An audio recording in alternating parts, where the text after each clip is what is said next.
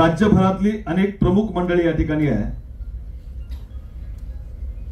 राज्यात व्याख्यानाच्या निमित्तानं संपूर्ण देशभरामध्ये फिरत असताना अनेक चेहरे ज्या ज्या भागात गेलो असेल, म्हणजे जालन्यात गेलो असेल, आमचे नारायण दादा भेटला, परिसरात गेले तर ईश्वर दादा असतील किंवा पाटील साहेब, अनेक लोक, ही चेहरे सगळे आमचे परिचयाचे आहेत आणि वेळ अगदी 15 ते 20 मिनिटाचा आहे, त्यामुळे मुख्य विषयाकडे बोलतो। ज्या राजाचं नाव घेतल्याशिवाय या मातीचा इतिहास पूर्ण होऊ शकत नाही आणि 400 वर्ष ज्यांनी या शेतकऱ्यांचा राजा म्हणून बिरुदावली मिळवली तो तुम्हाला 12 बलुतेदार 18 पगड जातीच्या लोकनेते शेतकऱ्यांचा राजा छत्रपती शिवाजी महाराज। ज्या पुण्याच्या मातीमध्ये तुम्ही आम्ही आहोत, या पुण्याच्या मातीमध्ये इंग्रजांना भेटायला जात असताना शेतकऱ्याचा वेश परिधान करून या मातीमध्ये शेतकऱ्यांकरता कोण आहे हा प्रश्न ज्या युगपुरुषाने विचारला आणि 200 एकर जमीन घेऊन शेती कशी करावी हे शेतकऱ्यांना त्या काळामध्ये दाखवून दिलं ते राष्ट्रपिता महात्मा ज्योतिराव फुले। छत्रपती शाहू महाराज तुम्हाला राजा म्हणून माहिती असतील, पण उसाचे मळे, चहाचे मळे, पन्हाळा टी नंबर 4 या वेगवेगळ्या प्रकारचे चहा घेऊन शेतकरी जिवंत ठेवायचं काम ज्या राजानं केलं आणि शेतकऱ्यांच्या पोरांना शिकवून त्यांना आरक्षणाच्या माध्यमातून पुढे आणायचं काम ज्यांनी केलं ते राजर्षी छत्रपती शाहू महाराज। आणि या सगळ्यांच्या विचारांना ज्यांनी भारतीय संविधानामध्ये अंतर्भूत करत असताना खोतानं लुबाडलेल्या जमिनी शेतकऱ्यांना मिळवून देण्याकरता खऱ्या अर्थानं महाराष्ट्राच्या मातीमध्ये एक संघर्ष उभा करून विचाराची ज्योत प्रज्वलित केली ते विश्वरत्न डॉक्टर बाबासाहेब आंबेडकर यांच्यासह तमाम महापुरुषांना प्रथमतः विनम्र अभिवादन करतो। विचारपीठावर ज्यांच्या प्रतिमांचं पूजन करून या निर्धार बैठकीला तुम्ही आम्ही सुरुवात केली ते युगात्मा आणि खऱ्या अर्थानं एका सुपर क्लास 1 दर्जाचा परदेशामध्ये नोकरीला असणारा एक तरुण एका उच्चभ्रू श्रीमंत कुटुंबामध्ये, एका चांगल्या कुटुंबामध्ये जन्माला आल्यानंतर स्वित्झर्लंड सारख्या देशामध्ये राहावं, जगातल्या वेगवेगळ्या देशात फिरावं, टपाल सेवेमध्ये काम करावं, ते करत असताना भारतामध्ये यावं, भारतामध्ये आल्यावर शेतकऱ्यांची दयनीय परिस्थिती बघावी आणि परिस्थिती बघितल्यानंतर इथल्या शेतकऱ्यांमध्ये बदल झाला पाहिजे, इथली शेतकरी उभी राहिले पाहिजेत आणि त्याकरता महाराष्ट्राच्या, भारताच्या मातीमध्ये संघर्ष उभा करावा आणि तो संघर्ष इतक्या उच्च कोटीवर न्यावा की भारतातल्या प्रत्येक राजकीय नेत्याला, सामाजिक नेत्याला असं वाटायचं की मी त्या स्टेजवर जाऊन एकदा बोललं पाहिजे। असं शेतकऱ्यांचं स्टेज ज्यांनी उभं केलं, शेतकरी संघटना नावाचा लाल बिल्ला खांद्याला लावल्याशिवाय आमचा बाप घरातून बाहेर पडत नव्हता, त्या शेतकरी चळवळीची स्थापना ज्यांनी केली ते युगात्मा शरद जोशी। मग अशा अनेक सर्वांनीच भगतसिंगांचा उल्लेख केला। आम्ही तरुण आहोत आणि तरुण असताना भगतसिंगांचं सगळं वाचन बहुतांश आवडतं, लिहिलेलं आवडतं, पण भगतसिंगांचं एक जे शेर मला लिहिलेला आवडतो की इस कदर भगतसिंगाला जेव्हा कोणतरी विचारायचं की भगतसिंग तरुण आहेस, या वयामध्ये प्रेम केलं पाहिजे, कुटुंबाला वेळ दिला पाहिजे, बायकोसोबत राहिलं पाहिजे, हे काय चाललंय, चळवळ, क्रांती, विचार, इंग्रज, हे काय चाललंय? आणि त्यावेळी भगतसिंग जे वाक्य म्हणायचं ते वाक्य सगळ्यात महत्वाचं आहे, इस कदर वाकिफ है मेरी कलम मेरे जज्बातों से, इस कदर वाकिफ है मेरी कलम मेरे जज्बातों से कि मैं अगर इश्क लिखना चाहूं तो वो इनकलाब लिखती है। आणि त्या भगतसिंगांच्या विचाराचं पूजन, भगतसिंगांच्या प्रतिमेचं पूजन या ठिकाणी तुम्ही आपण केलं। दादांनी माझा उल्लेख करून दिला, परिचय करून दिला। आम्ही सामाजिक चळवळीमध्ये काम करणारी माणसं, राजकीय क्षेत्रामध्ये सुद्धा, राजकारणामध्ये सुद्धा अनेक सभांच्या निमित्तानं तुम्ही आम्ही मला बघितलं असेल, मी युट्यूबला बघितलं असेल, मीडियाला बघितलं असेल, तो आहे असणार, तो भाग आलीच आहे। पण या पत्रकार परिषदे आपल्या बैठकी करता येत असताना खाली आलो, मला माझ्या मित्राला खाली सोडलं आणि एक राजकीय चळवळीमधला एक कार्यकर्ता मला खाली भेटला। त्याला विचारलं, सर काय पत्रकार परिषद आहे का, तुम्ही आलायत? मी म्हटलं नाही। मग म्हणले, सर कुठं? म्हटलं रविकांत भाऊंनी शेतकरी संघटनेची स्थापना केली आहे आणि त्या म्हटले पण पक्ष वेगळा, हे वेगळं। मी त्याला खाली एक वाक्य सांगितलं आणि आमच्या शिवराजचा हात धरून वरती आलो। मी त्यांना एवढंच सांगितलं की रविकांत भाऊ कुठे आहेत मला माहित नाही, रविकांत भाऊंनी संघटना स्थापन केली हेही मला माहिती आहे, रविकांत भाऊ काय करणार आहेत हे मला माहित नाही, पण मी रविकांत तुपकर नावाच्या माणसाच्या कामावर प्रेम करणारा माणूस आहे आणि मी तेवढ्या करता येईल। याचं कारण असं आहे, संघटना पक्ष भारतामध्ये खूप आहेत, महाराष्ट्रामध्ये खूप आहेत. खोक्यामध्ये विकले गेलेले महाराष्ट्रानं उघड्या डोळ्यानं बघितले, पदाकरता लाचार झालेले महाराष्ट्रानं उघड्या डोळ्यामध्ये बघितले, सत्तेकरता कुटुंबाला सोडणारे महाराष्ट्रानं बघितले. पण आज शेतकऱ्यांकरता शेवटच्या श्वासापर्यंत मी लढणार असं म्हणणारा महाराष्ट्रामध्ये एकच आश्वासक चेहरा आहे आणि त्या चेहऱ्याचं नाव आहे रविकांत भाऊ. आणि म्हणून मी होऊन करता या ठिकाणी आलोय. 7 फेब्रुवारी पासून शिवजयंतीच्या निमित्तानं व्याख्यानांसाठी बाहेर आहे. कर्नाटक असेल, गोवा असेल, पलीकडे गुजरात असेल, महाराष्ट्रातल्या गडचिरोली पासून सिंधुदुर्ग पर्यंत. काल इस्लामपूरमध्ये होतो. काल दुपारी भाऊंनी फोन केला की तुम्हाला यायचं आहे. काल माझ्या मुलाचा वाढदिवस होता. पण आम्ही चळवळीतली लोक, वाढदिवस काय, मुलाचा काय, लग्नाचा काय, परिवाराचा काय, काही जमत नाही. आज त्यांना शब्द दिला होता की तुम्हाला फिरायला घेऊन जाईल. आज त्यांना सांगितलं की नाही, रविकांत भाऊंचा कार्यक्रम जमणार नाही. तरी सांगितलं कार्यक्रमाकरता जाणं महत्वाचं आहे. कारण सर्व आपल्याला महत्वाची आपण शेतकऱ्याची लेकर आहे, आपण कष्टकऱ्यांची लेकर आहेत. कारण सगळे अनेक उहापोह मगाशी दादा बोलत होते, मलाही दाटून आलं. दा भाऊ अनेक वर्षांचा साक्षीदार मी आहे. गेली अनेक वर्ष कोविडच्या आधी कार्यक्रमासाठी भाऊ आमच्याकडे आले होते. मी मागच्या 12 वर्षापासून शिवनिश्चल सेवाभावी ट्रस्ट नावाची संस्था चालवतो. प्राध्यापक म्हणून काम करतो. पत्नी प्राध्यापक आहे, तिने राजीनामा दिला. पण आम्ही हे काम करत असताना आम्ही असं ठरवलं की आपण शेतकऱ्याची लेकरं आहोत ना. आपण पुढे आलोय, पुण्यामध्ये नोकरीला आलोय, प्राध्यापक म्हणून काम करतो, व्याख्यान देत फिरतो. पण यामधून समाज आपल्याला देतो, त्यामधून आपण काय केलं पाहिजे.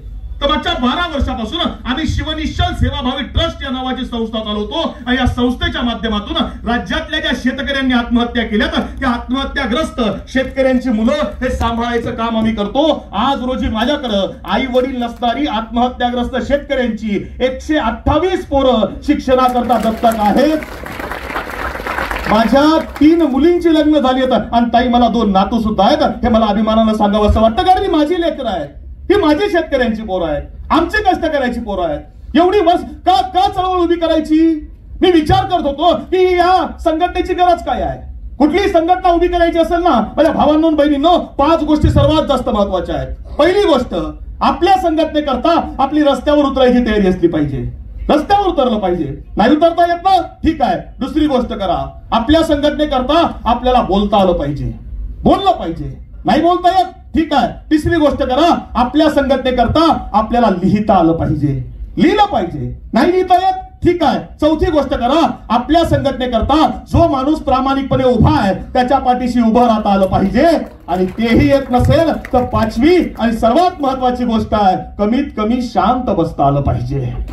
कारण सगळ्यात मोठी अडचण ही 5व्या वर्गाची आहे. जो काहीच करत नाही तो सगळ्यात जास्त त्रास दिल्याशिवाय राहत नाही. हा आतापर्यंतचा चळवळींचा अनुभव आहे.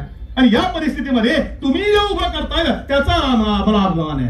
कारण हे सगळं करत असताना याची सुरुवात पुण्यामधूनच का, याची पुण्यामधूनच सुरुवात का. कारण दादा मगाशी सरांनी सांगितलं, सुंदर उल्लेख केला आपण, पुण्याची ओळख. हो पुण्याची ओळख, पण साहेब पुण्याची ओळख बदलली आहे. हे पुणे विद्येचं माहेरघर राहिलं नाही, हे पुणे आता पोरशेकारचं झालंय.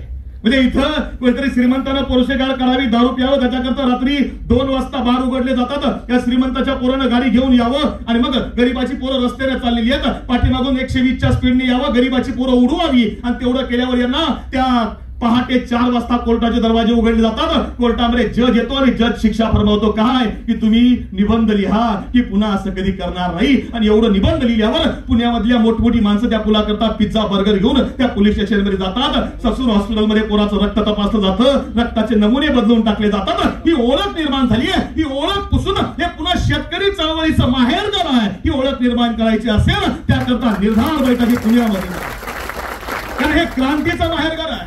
हे पुणे तेच आहे. इथं जे उभं राहिलं ते जगात गेलंय. स्वराज्य याच पुण्याच्या मातीवरून छत्रपती शिवाजी महाराजांनी उभं केलं आणि हे जगभरामध्ये केलं. हे पुणे तेच आहे ज्या पुणे जिल्ह्याच्या तुळापूर वडू बुद्रुकमध्ये छत्रपती संभाजी महाराजांचं बलिदान झालं. आणि या बलिदानानं महाराष्ट्र पेटून उठला. नेतृत्व नसताना सुद्धा 100 वर्ष महाराष्ट्र लढत होता का, पेरलेलं चांगलं होतं विचार. हे पुणे ते आहे. हे पुणे ते आहे ज्या पुण्यामध्ये राष्ट्रपिता महात्मा ज्योतिराव फुले यांनी क्रांतीची चळवळ सत्यशोधक समाज उभा केला. हे पुणे ते आहे. हे पुणे ते आहे इथं पलीकडे समोर राजर्षी छत्रपती शाहू महाराजांनी शिवाजी महाराजांचा जगातला पहिला पुतळा उभा केला आणि सांगितलं आमचा दैवत छत्रपती शिवाजी महाराज आहे आणि त्याच्या पलीकडे शेतकऱ्यांच्या पोरांकरता भारतातली पहिली शैक्षणिक संस्था उभी केली. हे पुणे ते आहे, हे पुणे ते आहे ज्या पुण्यामध्ये येऊन विश्वरत्न डॉक्टर बाबासाहेब आंबेडकरांनी पुणे करार केला आणि सांगितलं की तर सर्वांना समान अधिकार असला पाहिजे. हे पुणे त्या क्रांतीचं प्रतीक आहे आणि त्या पुण्याच्या मातीमध्ये जर क्रांतिकारी शेतकरी संघटनेची निर्धार बैठक होत असेल तर येणाऱ्या काळामध्ये तुम्ही आम्ही क्रांती घडवल्याशिवाय राहणार नाही.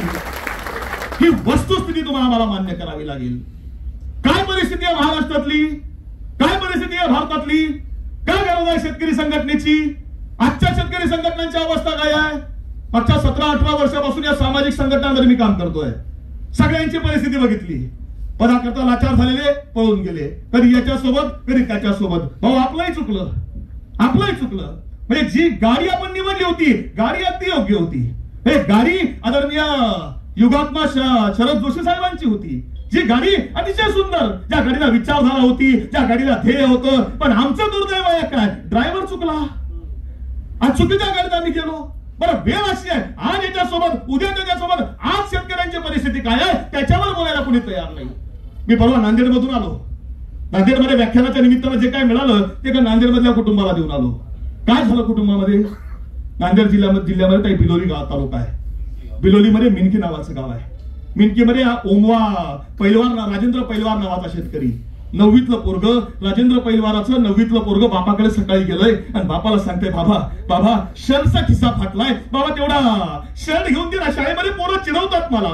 पोरं म्हणतात की शर्ट फाटलेला शर्ट घालून आला, फाटलेला शर्ट घालून आला, बाबा शर्ट घ्यायला पैसे दे. बापानं सांगितलं ओमे बेटा सोयाबीनचं पीक आलं नाही, पाऊस पडला सोयाबीन भिजून गेलं सगळं. बाळा पैसे मिळाले नाहीत, मीच लोकांच्या शेतामध्ये जातोय, पैसे आलेत ना देतो. बाळा तुझ्या आईला दवाखान्यामध्ये न्यायचंय, पैसे नाही तर थोडे दिवस थांब, मी तुला शर्ट घेऊन देतो.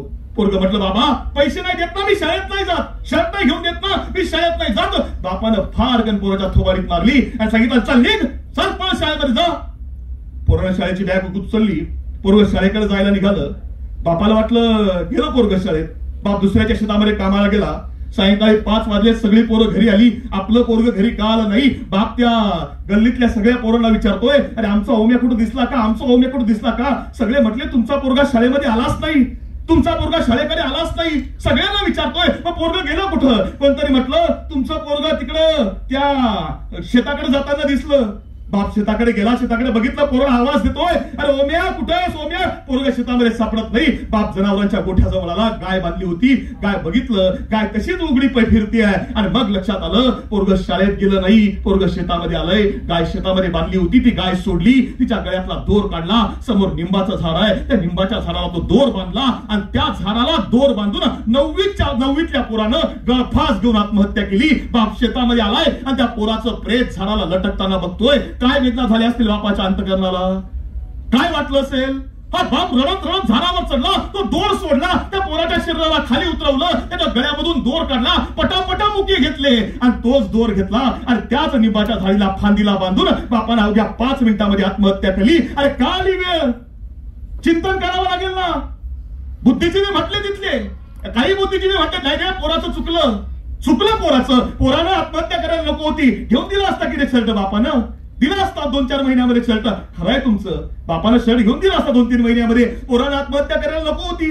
काय अति हुशार म्हटले तर हुशार म्हटले नाही. त्या पोराची चूक झाली हो, पण बापानं सुद्धा चुकायला नको होतं. बापानं आत्महत्या करायची गरज नव्हती. मी म्हणतो खरं आहे, पोरग चुकलं म्हणून बापानं चुकायची गरज नव्हती, बापानं सुद्धा आत्महत्या करायला नको होती. अगदी खरं आहे. पण अरे तिसरा अँगल कधी विचार करणार आहात का. पोरानं आत्महत्या केली चूक आहे, बापानं आत्महत्या केली चूक आहे, पण जो जगाचा पोशिंदा आहे, जो या देशाला चालवतो, जो या कृषी प्रधान संस्कृतीचा राजा तुम्ही ज्याला म्हणतात, तो शेतकरी जर आपल्या पोराला एक शर्ट घेऊन देता येत नाही म्हणून जर त्याला आत्महत्या करायची वेळ येत असेल तर ही वेळ आमच्यावर आणली कोणी, याचं चिंतन इथं कोणी करणार आहे का. ही वेळ आमच्यावर का आली असा कोणी विचार करणार आहे का. आमचा वाटा कुठं सत्तेमधला हा प्रश्न कोणी विचारणार आहे का. करोडोंचं उद्योगपतींचं कर्ज माफ होतं, करोडोंचं पैसे घेऊन उद्योगपती पळून गेले, त्यांच्याकरता या देशामध्ये सगळ्या सूट आहे ना. पण आमचा शेतकरी बाप पीक विमा करता रांगेमध्ये उभा राहतोय, खता करता रांगेमध्ये उभा राहतोय, बियाण्याकरता रांगेमध्ये उभा राहतोय. अरे आमचा वाटा कुठे आहे. आम्हाला प्रश्न विचारावा लागेल ना व्यवस्थेला. आम्हाला विचारावं लागेल त्यांना की आमच्याकरता इथं काही आहे का नाही. हे आमचं राज्य आहे का नाही? आणि आज हे विचारायची धमक या महाराष्ट्रामधल्या कुठल्याही शेतकरी संघटनेच्या नेत्यामध्ये उरलेली नाहीये. आम्हाला आशा आता फक्त रविकांत भाऊ तुपकरांकडून आहे. भाऊ म्हणून आम्ही तुमच्या सोबत आहोत. कारण इथं विचार करणारा कोण नाही. इथं पश्चिम महाराष्ट्रामध्ये, उत्तर महाराष्ट्रामध्ये अनेक भावंड असतील. मला एक सांगा, अशी वेळ कधी आली होती शेतकरी संघटनांवर? एवढी वेळ वाईट होती? मी नाशिक जिल्ह्यामधला आहे. कांद्याचा आगार आहे आमचं. मी कांदा उत्पादक शेतकऱ्याचा पोरगा आहे. बाप माझा लवकर गेला. आम्ही शेती करून आम्ही जगलो. शेती करून इथपर्यंत आलो. आज आमची परिस्थिती काय आहे? 6 महिन्यापूर्वी भागामधला एक शेतकरी फोन करून सांगत होता, खताचे भाव वाढले, बियाण्याचे भाव वाढले, कांद्याचे भाव आहे तिथंच आहे. बरोबर आहे? म्हणजे यांना परिस्थिती आता देशामधली अशी आहे, तूर कमी पडली, तूर मोझंबिक मधून मागवली, टोमॅटो कमी पडला, टोमॅटो नेपाळ मधून मागवला, कांदा कमी पडला, कांदा यांनी इजिप्त मधून मागवला, कापसाच्या गाठी कमी पडल्या, परदेशामधून मागवल्या. जे कमी पडलं ते बाहेरून मागितलं आणि मतदान मागायला फक्त आमच्या दारामध्ये येतात. मग मतदान मागायला पण नेपाळलाच जा ना. हा प्रश्न आम्हाला सांगावा लागेल ना यांना. आम्हाला सांगावं लागेल. आणि तो परवा मला वाईट वाटतं, पंढरपूर मधला अनेक पंढरपूर भागामध्ये सुद्धा माझी भावंड असतील कोणी. तर बीड पंढरपूर परिसरामध्ये 1 वर्षापूर्वी सुरत जाधव नावाच्या पोरानं आत्महत्या केली. शेतकऱ्याचं पोरग आहे. शेतकऱ्याच्या पोरानं दादा आत्महत्या करताना पत्र लिहावं. पत्र कोणाला लिहावं? आईला लिहिलं असतं ना. आई 28 वर्षाचा आहे, मी आत्महत्या करतोय, मला माफ कर. बापाला लिहावं, बाबा मी आत्महत्या करतोय, बाबा मला माफ कर. लिहावं ना. नाही, या पोरानं कोणाला पत्र लिहिलं माहितीये? या पोरानं परमेश्वराला पत्र लिहिलं. आणि त्या पत्रामध्ये सुरत जाधव नावाचा पंढरपूरच्या मगरवाडी मधलं हे पोरग परमेश्वराला लिहितं की परमेश्वरा तू मला सगळं दिलं, तुझे आभार मानतो, पण परमेश्वरा पुढचा जन्म ज्यावेळी दिशील ना, पत्र उपलब्ध आहे, गुगल करून वाचू शकता तुम्ही. ते पोरग म्हणतं की पुढचा जन्म ज्यावेळी परमेश्वरा तू आम्हाला दिशील ना, तेव्हा एक कर, कुत्र्या मांजराच्या पोटी जरी जन्माला घातला ना तरी चालेल, फक्त शेतकऱ्याच्या पोटी जन्माला घालू नको. हे जाहीर लिहून त्या पोरानं आत्महत्या केली. आणि जाड काळजीची गेंड्याच्या कातडीची लोक आहेत, कोणी पाहायला सुद्धा गेलं नाही त्या शेतकऱ्यापर्यंत. का लिहिलं असेल या पोरानं? चिंतन करावं लागेल ना तुम्हाला. आम्हाला वेळ करावं, विचार करावा लागेल. पण इथं चिंतन करायकरता, विचार करण्याकरता नाहीये कोणाला वेळ. नाही करत विचार शेतकऱ्यांचा कोणी. त्या हिंजवडीच्या IT भागामध्ये व्याख्यानाला गेलो होतो ताई. अनेक वेगवेगळ्या क्षेत्रामधले मान्यवर होते. आता आमच्यावर बिल्ला आहे, आम्ही शेतकऱ्याची लेकर आहेत. भले प्राध्यापक म्हणून काम करा, सामाजिक चळवळीत काम करा, राजकीय पक्षात काम करा, पण आमच्यावर बिल्ला आहे. हे शेतकऱ्यावर बोलतंय. तिथं म्हटले तुम्ही शेतकऱ्यांबद्दल बोला. अरे बोलता बोलता एकाने सांगितलं, माझ्या आधी काही बोलत होते, ते म्हटले tax payer, we are tax payer, आम्ही टॅक्स पे करतो. म्हटलं खरं आहे तुमचं? म्हटलं आम्ही टॅक्स पे करतो, मग आमची भूमिका अशी आहे की टॅक्स आम्ही पे करायचा आणि सगळं शेतकऱ्यांना द्यायचं. म्हणजे अतिवृष्टी झाली शेतकऱ्याला मदत करा, पाऊस कमी पडला शेतकऱ्याला मदत करा, पीक विमा द्या, पीक कर्ज द्या, सगळं द्या. मी त्यांना सांगितलं तुमचं अगदी खरं आहे. तुम्ही शेतकऱ्यांना इथून पुढच्या काळामध्ये काहीच देऊ नका. तुम्ही शेतकऱ्यांना काही देऊ नका. तुम्ही फक्त एक करा. आम्ही पिकवलेल्या, आम्ही जो माल पिकवलाय, आम्ही जे पीक घेतलंय, आम्ही जो पिकवलेल्या मालाची किंमत ठरवायचा अधिकार आम्हाला द्या. ते म्हटले हे कसं शक्य आहे? म्हटलं काय शक्य नाही? का शक्य नाही? टाटानं गाडी बनवली, किंमत कोणी ठरवली? टाटानं. बाटानं चप्पल बनवली, किंमत कोणी ठरवली? बाटानं. रामदेव बाबानं गोमूत्र विकायला आणलं, किंमत कोणी ठरवली?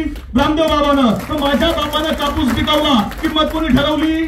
माझ्या बापानं नाही. इथल्या हरामखोर व्यवस्थेनं आमच्या मालाची किंमत ठरवायचा अधिकार आम्हाला द्या सर्व अधिकार. आम्ही येतो तुमच्यासोबत. ही परिस्थिती आहे. या करता तुम्हाला आम्हाला बोलावं लागेल इथं. आणि हे बोलायचं असेल तर शेतकऱ्यांच्या पोरांना उभं राहावं लागेल तुम्हाला आम्हाला. कारण मी तुम्हाला सांगतो ना, आमचा बाप बलिदान करून मेलाय मातीमध्ये. बाप शेती करता लढला, भाऊ सीमेवर लढतोय. मला त्या मगाशी साहेब त्या अनेक पुस्तकांची नावं सांगत होती. मला TN शेषन यांचं आत्मचरित्र आठवलं. TN शेषन यांचं आत्मचरित्र खूप सुंदर आहे. म्हणजे शेषन काळ वगैरे तुम्ही आम्ही वापरतो ना, त्या शेषन काळ ज्यांनी आणलं, निवडणूक आयुक्त, निवडणूक यंत्रणा पारदर्शी केली, ते TN शेषन यांच्या आत्मचरित्रामध्ये खूप सुंदर प्रसंग आहे. ते TN शेषन लिहितात की त्यांची पत्नी उत्तर प्रदेशामधल्या एका भागामधून फिरायला चालले होते. आणि फिरायला जात असताना सुंदर अशी आंब्याची झाडं लागली. सगळी आंब्याची झाडे, गर्द अशी झाडं. आणि ती आंब्याची झाडं बघितल्यावर त्यांच्या पत्नीनं सांगितलं, अहो जरा गाडी थांबवता का, झाडं खूप सुंदर आहेत. ती झाडं सगळी बघितली आणि मग त्यांच्या पत्नी त्या आजूबाजूला फिरतायत. सगळा Z+ सिक्युरिटीचा स्टाफ आहे. आणि सगळे खाली उतरल्यानंतर त्या आंब्याच्या एका झाडावर पक्ष्यांचे काही घरटे दिसलेत. त्यांनी विचार केला की आपली बाग आहे, आपला बंगला आहे, आपल्या बंगल्यामध्ये सुंदर बाग आहे, आणि आपल्या बागेमध्ये ही 4-5 घरटी जर असली तर बागेला अजून शोभा येणार आहे. मग त्यांनी त्या अधिकाऱ्यांना सांगितलं ही जी वरती घरटी दिसतात ना, एक दोन घरटी काढून जरा आपल्या बागेमध्ये आपण घेतली तर बरं होईल. आता एवढ्या मोठा अधिकारी आहे, त्यांची पत्नी सांगते म्हटल्यावर करावं लागणार ना. मग ते सिक्युरिटी मधले सगळे अधिकारी आजूबाजूला धावले. एक शेतकऱ्याचं पोरग त्या शेताजवळ काम करत होतं, आंब्याच्या झाडांजवळ. तरी त्या शेतकऱ्याच्या पोराला बोलवलं, बाळा इकडे रे. ते पोरग जवळ आलं, त्याला सांगितलं, अरे झाडावर चढून जरा ते एक दोन घरटे काढून आणून देतोस का? ते पोरग म्हटलं, माफ करा, मी वरती जाऊ शकत नाही, घरटी काढून आणून देणार नाही. ते म्हटले, तो 10 रुपये देतो ना? ते म्हटले, नाही 10 रुपये नको, पण मी ती घरटी काढून आणून देणार नाही. त्या अधिकाऱ्याला वाटलं पैसे कमी पडतायत. तो म्हटले 50 रुपये घे, पण जा आता घरटी काढून आण. ते म्हटले 50 नको, 500 दिले तरी काढून आणणार नाही. टीएन शेषन बाजूला उभं राहून हे सगळं ऐकतायत. त्यांनी विचारलं त्या पोराला, अरे 50 कमी पडतायत का? अजून 50 घे, पण 2 घरटी जरा काढून आणून दे. त्या शेतकऱ्याच्या पोरानं टीएन शेषन यांच्या डोळ्यांकडे बघितलं आणि डोळ्यात डोळे घालून सांगितलं की साहेब, तुम्ही कोण आहात मला माहित नाही, तुम्ही काय करता ते मला माहित नाही, पण तुम्ही जे घरटे मागताय ना, ते घरटे मी तुम्हाला देऊ शकत नाही. याचं कारण असं आहे की माझ्या शेतकरी बापानं आम्हाला शिकवलंय की कोणाचं घर उद्ध्वस्त करायचा अधिकार इथल्या चळवळीनं आपल्याला दिलेला नाही. मी जर ती घरटी तुम्हाला काढून आणून दिली आणि ती घरामध्ये पिल्लं ती बाहेर उडून जातील आणि त्यांची आई जेव्हा त्यांना शोधायला येईल, ती शोधताना आल्यावर सैरभैर होईल आणि ती विचार करेल की माझं घर कुठे आहे, माझी पिल्ला कुठे आहे. त्यावेळी ती आईची जी कासावीस होणारी अवस्था आहे ती आम्ही बघू शकत नाही. आमच्या बापानं आम्हाला शिकवलंय की कोणाचं घर उद्ध्वस्त करायचं नाही. ते टीएन शेषन सांगतात की शेतकऱ्याच्या पोरानं जे मला सांगितलं ते सांगितल्यावर माझं आयएसचं जे मेडल आहे ना, ते मेडल वितळून गेलं, गळून पडलं. मी विचार करत होतो की या पोरानं मला एवढं शिकवलं, हे शेतकरी चळवळीने यांना शिकवलंय. पण मी तुम्हाला आज प्रश्न विचारतो की शेतकऱ्यानं कोणाचं घरटं उद्ध्वस्त केलं नाही. आज आमची घराच्या घरं उद्ध्वस्त झाली. आमचा विचार करणारं या व्यवस्थेमध्ये कोणी आहे का? आमच्याकरता चिंतन करणारं कोणी आहे का? आमच्याकरता बोलणारं कोणी आहे? कोणी बोलत नाही हो, बोलत नाही. म्हणजे बोलणारी लोक राज्यामध्ये कमी आहेत, खूप कमी येतात. म्हणजे मी इथं यायचं कारण तेच आहे. सगळे कार्यक्रम हे काय. आणि भाऊ तुम्ही मगाशी म्हटलात ना की वक्ता कोण असेल, प्रत्येक वेळी वक्ता, अहो मी आहे की घरातला, मी तुमच्या घरातला आहे. म्हणजे मी काय वक्ता व्याख्याता म्हणून नाही, मी या क्रांतिकारी शेतकरी संघटनेचा एक कार्यकर्ता म्हणून सदैव तुमच्या सोबत सांगाल तिथं यायला. कारण चळवळ उभी राहिली पाहिजे, विचार उभे राहिले पाहिजेत. जे पेराल ते उगवणार आहे. गहू पेरल्यावर ज्वारी येत नाही, ज्वारी पेरल्यावर मका येत नाही, मका पेरल्यावर भुईमुग येत नाही, भुईमुग पेरला तर हरभरा येत नाही. गहू पेरल्यावर गहूच येणार आहे, बाजरी पेरल्यावर बाजरीच येणार आहे, ज्वारी पेरल्यावर ज्वारीच येणार आहे. तुम्ही चांगलं पेरायचं काम करताय, चांगलंच उगवून येणार आहे. आणि हे उगवून यायचं आहे तेवढ्या करता तुम्ही आम्हाला. मगाशी अनेक सूचना झाल्या. माझी विनंती आहे भाऊंना, भाऊ अनेक गोष्टी, मेळावे होतील, चर्चासत्र होतील, गावगाव कार्यक्रम होतील, पण पुन्हा एकदा राज्यभरामध्ये शेतकऱ्यांकरता एक यात्रा काढणं गरजेचं आहे. आणि त्या यात्रेच्या माध्यमातून राज्यातला जो शेतकरी हतबल झालाय, विश्वास द्यावा लागणार आहे की तुझ्या पाठीशी रविकांत तुपकर नावाचा शेतकऱ्याचा पोरगा समर्थपणे उभा आहे. हा विश्वास तुम्हाला आम्हाला द्यावा लागेल. कारण तुमच्या मागे माणसं आहेत, तुमच्यासोबत विचार आहे. बुलढाण्याचा उल्लेख तुम्ही केला, बुलढाण्याचं भाषण त्यावेळेस मला अजूनही आठवतं. शेतकऱ्याची पोरगी काय म्हणती, सोयाबीन वाला नवरा नाही म्हणती. बरोबर आहे. आपल्या चळवळीमध्ये आपण घोषणा देत सगळे चालत होतो. पायांवर कोणी चालून गेलं, पायाचं न खुपटलं, तशीच आम्ही सगळी त्या स्टेजवरती. पण तो कार्यक्रम संपल्यानंतर मुंबईतल्या एका चांगल्या पत्रकार, तुमचाही माझा मित्र, कॉमन मित्र आहे, त्याचा मला फोन आला. त्याला सांगितलं, अरे रविकांत भाऊला समजावून लई सांगितलं, पण रविकांत भाऊ काही समजून घेत नाही. म्हटलं काय समजावून सांगितलं? म्हणजे त्यांना सांगितलं की हे काय शेतकरी लावलंय. म्हटलं तुम्ही, अहो ही लोक तुमच्यासोबत उभी राहतात, तर निवडणूक आली का दुसरीकडे पळून जातात. त्यामुळे तुम्ही दुसरं काहीतरी बघा. आता ते तिकडे आहे, तू तरी इकडे कुठं चाललाय? तर आम्ही म्हटलं, साहेब ज्या आईनं जन्म दिलाय तिच्याशी गद्दारी करणारी औलाद आमची नाही. माझा भाऊ जिथं आहे तिथं आम्ही उभे राहणार. आणि ज्यावेळी लोकसभेचा निकाल लागला ना, त्यावेळी मी त्यांना तो स्क्रीनशॉट टाकला. त्यांना सांगितलं, दादा एकीकडे प्रचंड धनशक्ती आहे, एकीकडे पैशांचा अतिवापर आहे, एकीकडे सगळ्या सत्तेतले पक्ष आहे, आणि एकीकडे फक्त मी शेतकऱ्याचा पोरगा असं म्हणणारा तरुण मुलगा. त्यावेळी सगळ्या व्यवस्थेला घाम फोडतो ना, तेव्हा आम्हाला वाटतं की नाही, आमच्याकरता बोलणारं कोणतरी आहे, आमच्याकरता सांगणारं कोणी आहे. कारण इथं सगळे एकच आहे. जाऊ द्या, मी कुठल्या पक्षात काम करत असेल, कुठल्या संघटनेत असेल, ते सगळं आलिदा. आम्ही शेतकऱ्याची लेकरं आहोत आणि शेतकरी म्हणून आम्ही इथे एकत्र येणार. मागच्या 6 महिन्यापूर्वी म्हणजे त्यांचे आमच्यावर उपकार आहेत.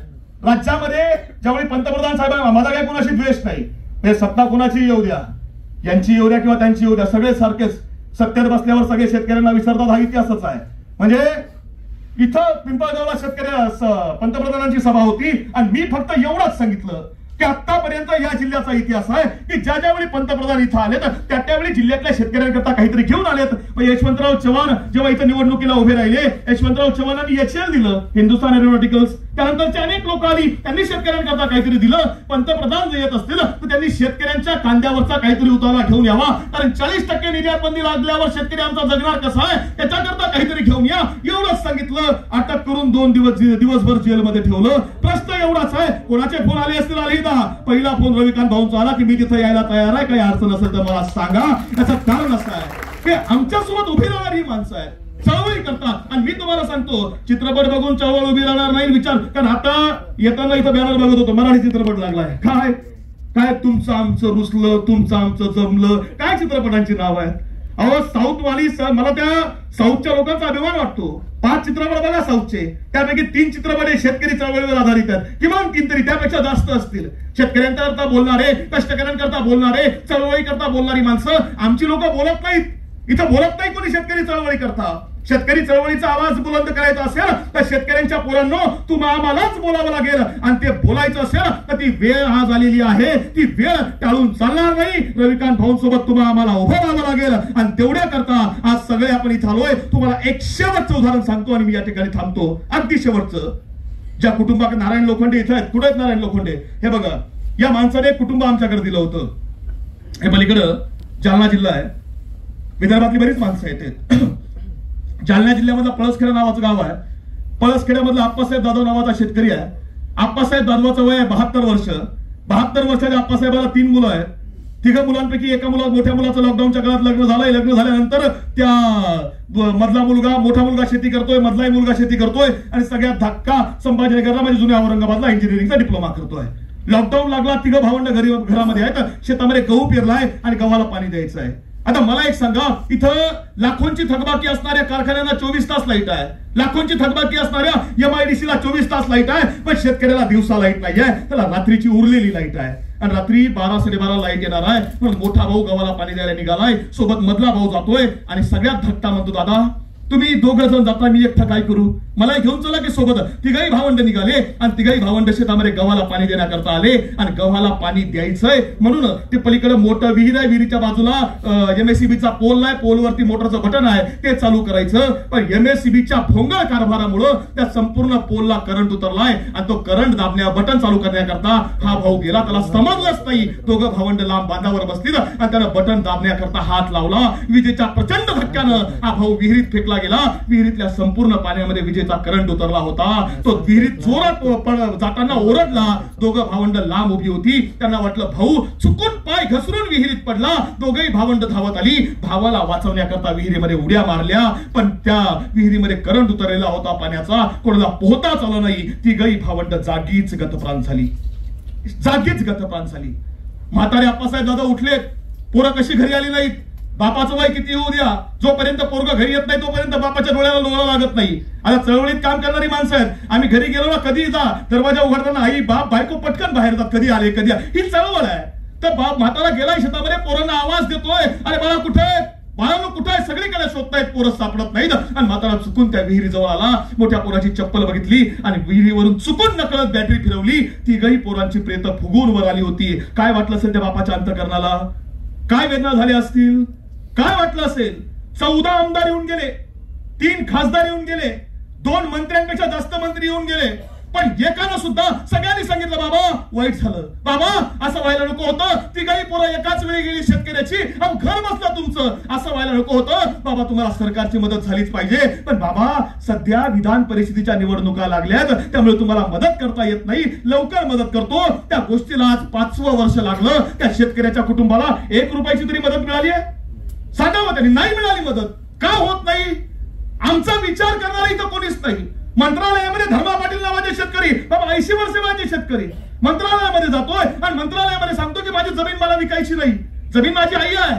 त्या धुळे जिल्ह्यामधल्या बॉर्डरवरचं गाव आहे, दोंडाच्या तालुक्यामधलं विखरण नावाचं गाव, बरोबर ना?